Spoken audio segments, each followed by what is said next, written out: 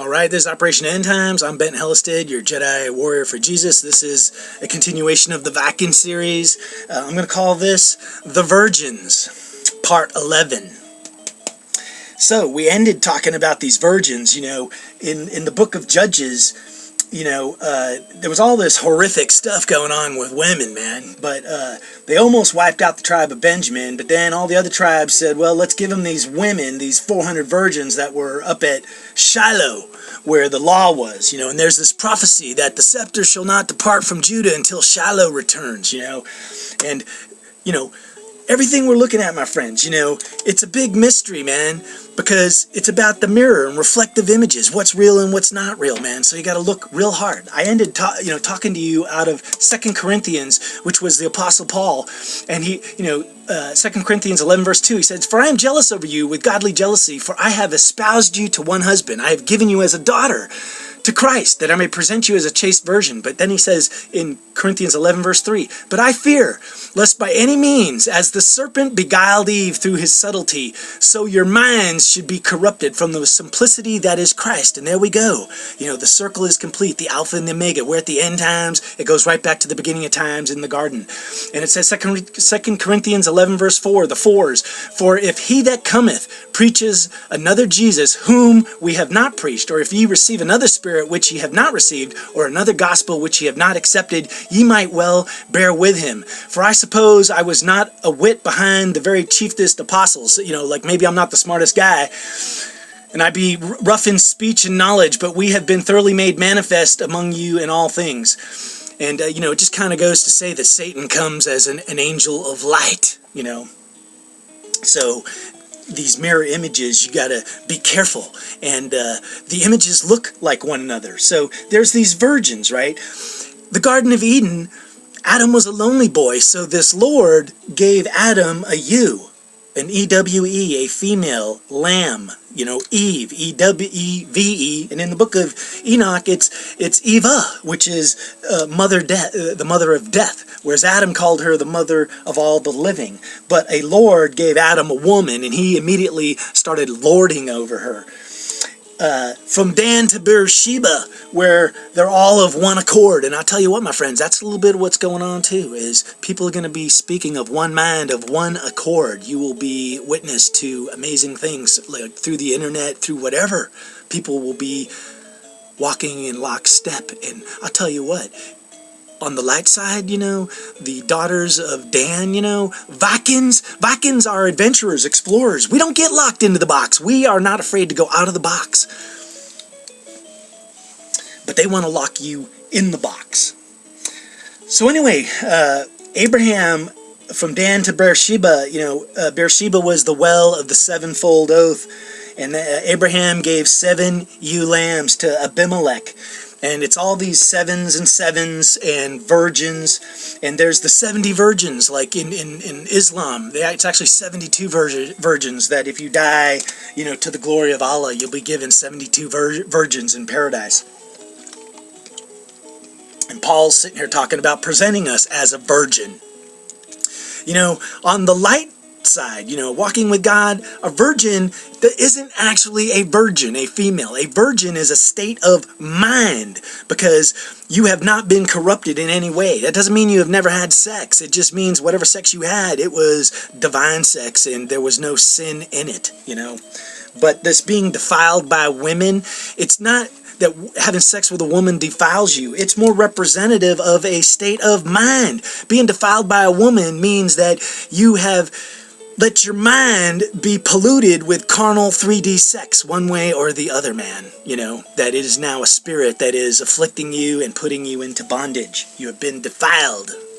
And, they love to use that terminology, the whore, because on the dark side, once it's the whore, you can stone the whore, Of course, Jesus didn't stone the whore. Mount Hermon is at the 33 by 33 latitude and longitude. Virgin, if you do a word search in the Blue Bible, it comes up 33 times in 33 verses. That's the word virgin, singular. Then if you do it by virgins, it comes up 22 times in 22 verses. So there you go, the 33 and the 22. And like I said, there's this hidden code of the 8s and the 4s and the virgins within the Bible.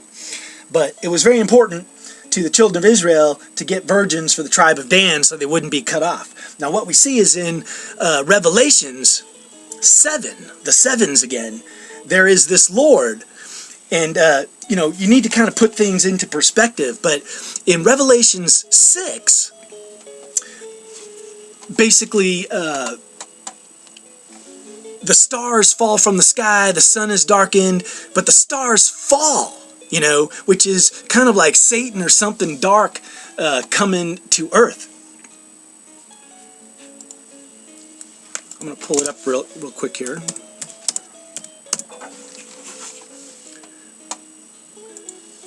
But in Revelation 6, if you look at the very ending of it, right, it says,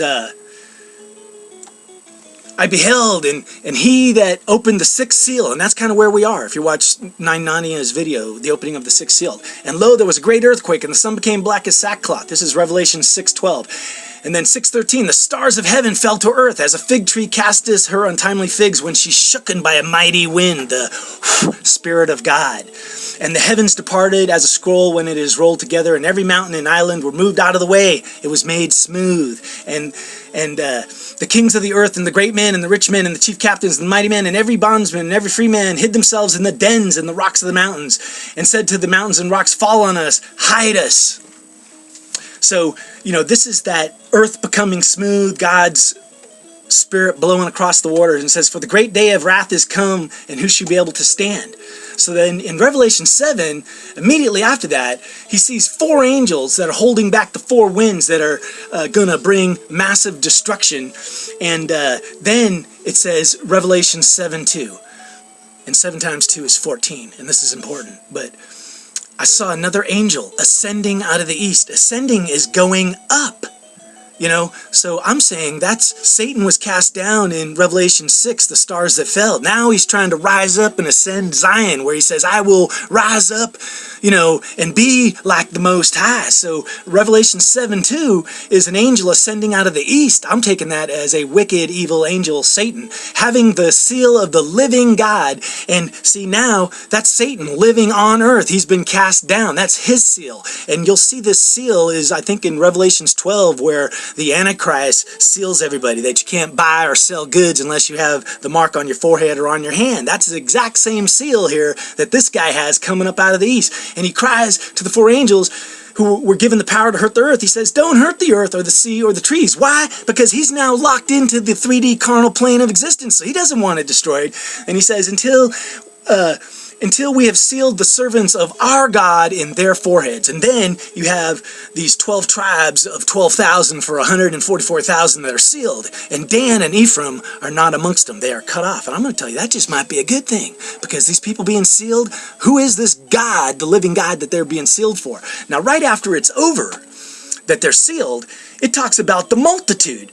And the throne of the Lamb, which is Jesus Christ, which I say, like the ark, all them animals were people. It wasn't just 8 people, So, he's looking at the multitude right after the last tribe, Revelation 7:9. I beheld a great multitude, which no man could number, all wearing white robes, under by the throne, worshiping God. That's not the same God that those 144,000 people from the tribes are worshiping. Now, in Revelations 14, everybody assumes that this 144,000 that is in Revelations 7 is the same 144,000 people. But I got news for you, my friends. I don't think they are. Because in Revelations 14, he says, I look, and a lamb stood on Mount Zion, and 144,000 having his father's name written on their foreheads. And see, they're not selected out of a tribe. There's no mention of Israel here. It's the lamb and his throne, whereas in Revelation 7, there's no mention of the lamb and his throne. It's this angel ascending up from the east. And these 144,000, they're virgins. And in Revelation 7, no mention of anybody being a virgin. And when you look at the history of what went on here, of the tribe of Benjamin taking 400 virgins, and time again, women and virgins being abused. You know, the 144,000 that are sealed in Revelation 7, I don't think you want to be amongst their number, my friends. So just ponder that for a minute. You know, the mysteries of God is that it's usually 180 degrees out from what you would think. So, you know, I'm sorry if you feel like you're Jewish and this chaps your ass because I'm painting a negative light on the 144,000 chosen in Revelation 7.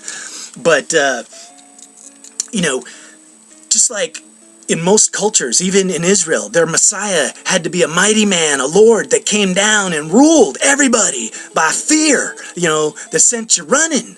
You know, that's why when Jesus showed up as the exact opposite, as a servant, kind of in the female spirit manifestation of being humbled and bowed down, you know, they wouldn't accept it, you know. And likewise, in this 3D carnal world that we live in, where the male ego, pride-driven spirit dominates, where it lords, and where its sexual prowess and the amount of children you can manifest is how you measure your house and your pyramid of power, and where, you know, to our last dying breath, it's like take Viagra and just keep on having sex, you know, and bringing forth children of iniquity. You know, the mystery of God is the exact opposite. Jesus talks about the eunuch, you know, the guy that never has sex, and he says, even if you're a eunuch, don't say that you're a dry seed.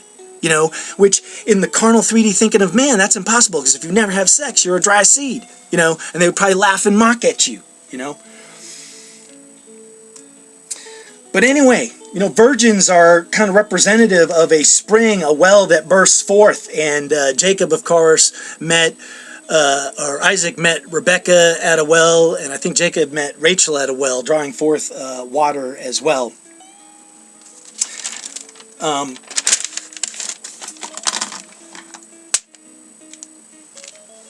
The 33s, the angel rising in the east.